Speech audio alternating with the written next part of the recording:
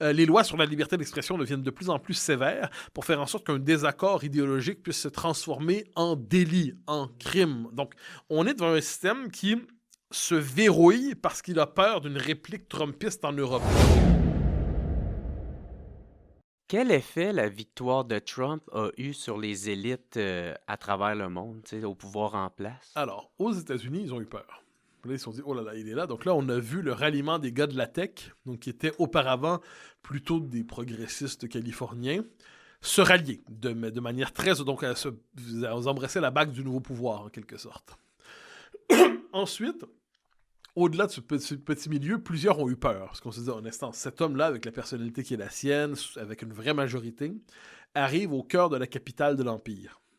Alors, qu'est-ce qu'on va faire devant ça? Donc là, on a vu, par exemple, dans plusieurs entreprises américaines, justement, les programmes EDI laissés de côté. Je ne dis pas que ça ne poursuit pas, mais ils sont moins ostentatoires parce qu'on se disait, mais là, avec lui, il va falloir... On vient de changer d'époque et il faut s'adapter à la nouvelle époque. En Puis il y a quand Europe, même eu aussi une certaine réponse du public aussi, tu sais, je pense juste à la publicité de Gillette, oui, bien quand sûr. ils ont voulu parler de la masculinité toxique. Il y en a marre, là. Ben, c'est ça, leur action, ils ont carrément fondu. Go woke, go broke, comme on dit souvent. Ouais. Ensuite, en Europe, c'est différent. Parce que là, la victoire de Trump a provoqué une réaction de panique dans les institutions, dans les élites dominantes, les élites politiques dominantes. Et là, ce qu'on a vu, c'est une forme de raidissement antidémocratique pour empêcher la venue d'une forme de Trump européen. Donc, qu'est-ce qu'on voit? Je vais donner quelques exemples. En Roumanie, par exemple, il y a une élection, un candidat hors système, anti-système réussit à percer. Ça surprend tout le monde. Il est sur un programme, je ne dis pas que c'est un type que j'apprécie particulièrement, c'est Călin Georgescu. Il n'en demeure pas moins qu'il a réussi à passer, puis on décide d'annuler l'élection. On annule l'élection parce que le résultat, il avait traversé le premier tour de l'élection, puis il risquait de gagner le deuxième tour. Annulation des résultats électoraux, c'est quand même assez culotté. En Allemagne, le principal parti Puis d'opposition... la raison qu'ils ont donnée pour ça, ingérence étrangère. par TikTok. Oui, exactement, par TikTok. Donc là, globalement, la manipulation de comptes TikTok, puis ça n'a pas été avéré. Ce que l'on sait pour l'instant, c'est que la manipulation des comptes TikTok était plutôt le fait de forces dites libérales ou progressistes qui avaient fait ça pour diviser les partis d'opposition. Ce qu'on en sait ensuite, on n'a pas tout le détail, mais c'est quand même de mon point de vue, c'est une manœuvre grossière pour dire le mauvais gars a passé, ben on joue plus selon les règles. En Allemagne, l'AfD, on pense, c'est pas un parti que j'apprécie particulièrement, mais c'est le principal parti d'opposition aujourd'hui. Eh bien, on se demande de quelle manière l'interdire. En France, ce qu'on le voit en ce moment, on verrouille les institutions. Donc, imaginons que le RN ou le camp national l'emporte la prochaine fois. On bloque, donc on nomme des gars ou des femmes dans des institutions qui vont véritablement avoir le pouvoir d'empêcher un nouveau gouvernement, une présidence RN, d'appliquer son programme parce que ça serait verrouillé de partout. Les lois sur la liberté d'expression deviennent de plus en plus sévères pour faire en sorte qu'un désaccord idéologique puisse se transformer en délit, en crime. Donc, on est devant un système qui se verrouille parce qu'il a peur d'une réplique trumpiste en Europe. Il faut ajouter que par ailleurs, la révolte populiste, conservatrice, identitaire en Europe est bien antérieure au trumpisme, même si elle a trouvé un écho particulier chez Trump sur le mode de, désormais ils peuvent gagner.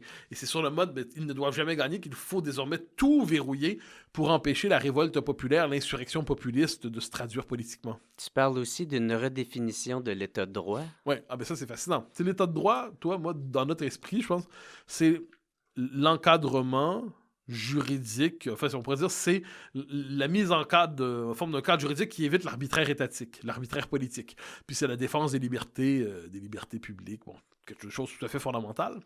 Mais là, on a redéfini l'état de droit depuis une dizaine d'années. Donc l'état de droit, ça devient le gouvernement des juges, ça devient le pouvoir des entités administratives indépendantes qui ne relèvent pas de la volonté populaire, ça devient aussi le fait de judiciariser intégralement les rapports sociaux, ça consiste à limiter le pouvoir des politiques élus, parce que puisque les politiques élus dépendent du peuple, justement, et on craint que le peuple ne soit devenu une forme de bête terrible qu'il faut mater, eh bien, ce qu'il faut, c'est désarmer le politique pour confier le pouvoir à des juges que l'on croit moralement et intellectuellement supérieurs.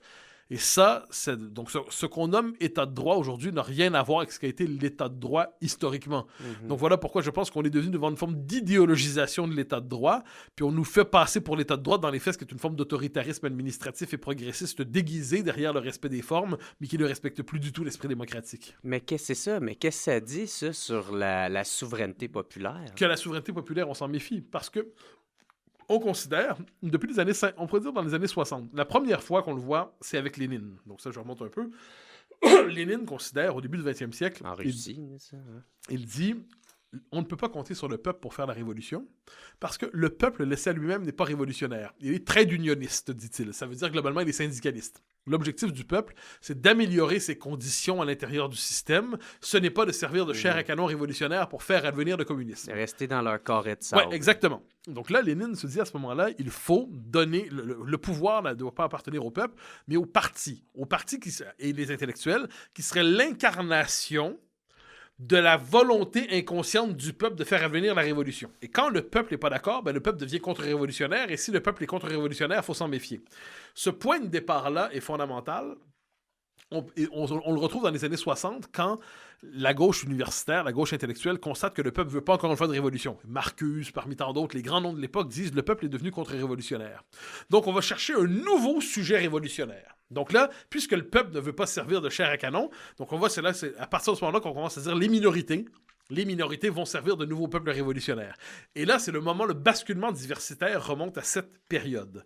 Donc, et aujourd'hui, ça continue. Quand on voit en 2012, par exemple, avec Terra Nova, c'est un think tank progressiste en France qui dit les classes populaires ne votent plus à gauche. Donc, il faut plutôt un nouveau peuple politique composé des élites urbaines, des progressistes, des différentes minorités sexuelles, identitaires, culturelles, et ainsi de suite. Donc, un nouveau peuple qui va être la nouvelle base sociale du progressisme.